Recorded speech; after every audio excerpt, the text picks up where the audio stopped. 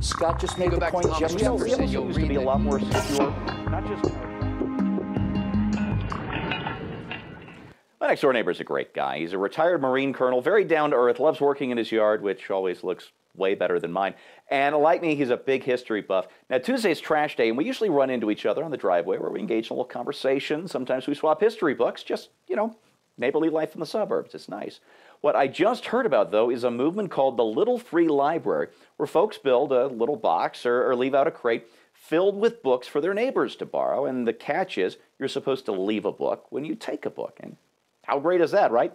Except for the tiny little problem that in the eyes of the law in cities across the nation, these good neighbors are, of course, potential criminals and a threat to good cities. I'm Steve Green. This is Trifecta. So say hi, neighbor, to Scott Ott and Bill Whittle.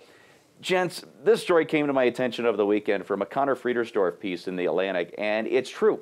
Cities across the nation are going to war against neighbors lending books to each other out of boxes.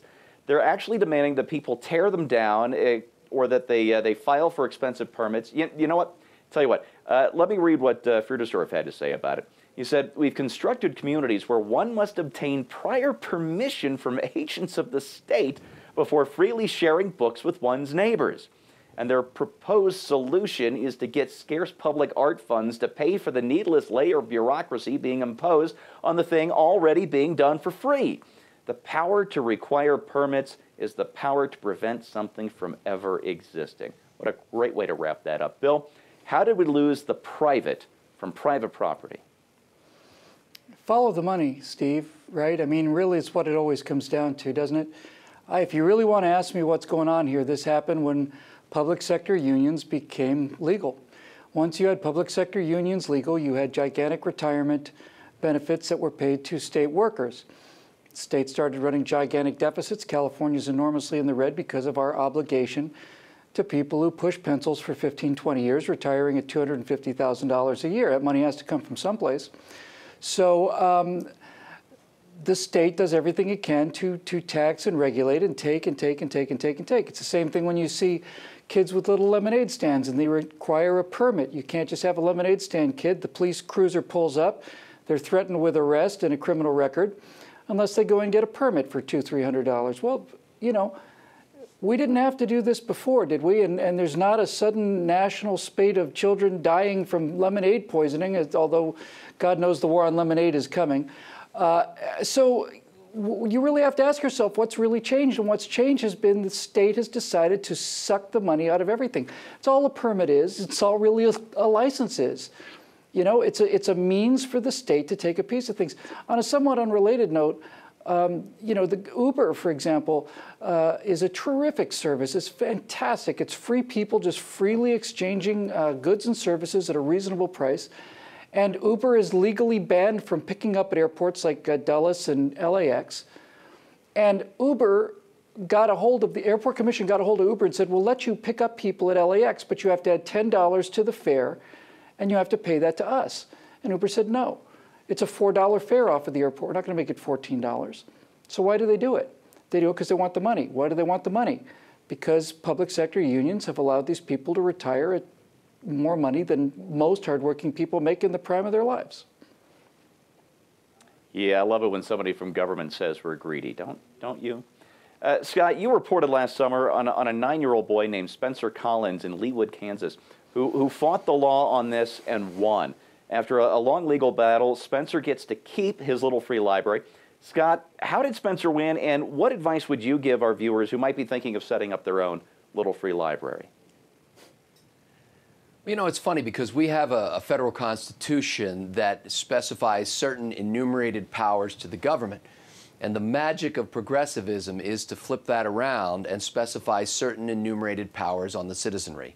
There are certain things that you may do, and anything else you'll need permission from the government to do. And that's where we get stuff like this. That kid was just persistent. That kid showed up, and some social media folks got behind him, and he was gracious but persistent and went and basically said, hey, look, I'm trying to do something good here, something that, liberals throughout the history of, the falsely named liberalism have said, aren't we in favor of free circulation of books? I mean, this is Not permitting somebody to distribute books is tantamount to burning books, and I think we should call these people out for what they're doing. It's not like we're trying to distribute, rotting carrion or buckets of, pig fat on our front yards to our neighbors. I mean, we're talking about books here. And I think we need to stand up like this 9-year-old kid did every time the government tries to clamp down on one of our freedoms. This is what it's all about. Can I just add, for the sake of consistency, that if we wanted to distribute rotting carrion to our neighbors, that should be our business? I mean, let's be crystal clear on this, right? If you want your rotting carrion, you should be able to pull up and pick it up. What's the problem? What Bill Whittle does in his spare time is nobody's business. Exactly. That's right. Nobody's but Bill's. On second thought, folks, you know what? Maybe this is a public safety issue because books can be filled with ideas. There's nothing more dangerous than that. All right, you know what? Jokes aside, I love this story. Real communities, I don't mean the outlawing, I mean the people doing this. Real communities, they bubble up from below, from neighbors being neighborly. And as soon as the weather warms up, I'm heading down to Home Depot to get supplies to build my own little free library. I'm going to make mine look like the Death Star, and it's going to have real lasers on it in case anybody tries to tear the thing down. But before I go and do that, I want you to watch this clip of Spencer Collins after his legal win. Why do you think that they decided to let you put up your little library tomorrow? Well, because it's so good for the community and it promotes literacy. And I think that's the main reason. What a neat kid. That was a great moment for Spencer, but it may be only a moment. You see, the Leawood City Council didn't acknowledge his right to be a good neighbor. They only gave him a temporary moratorium.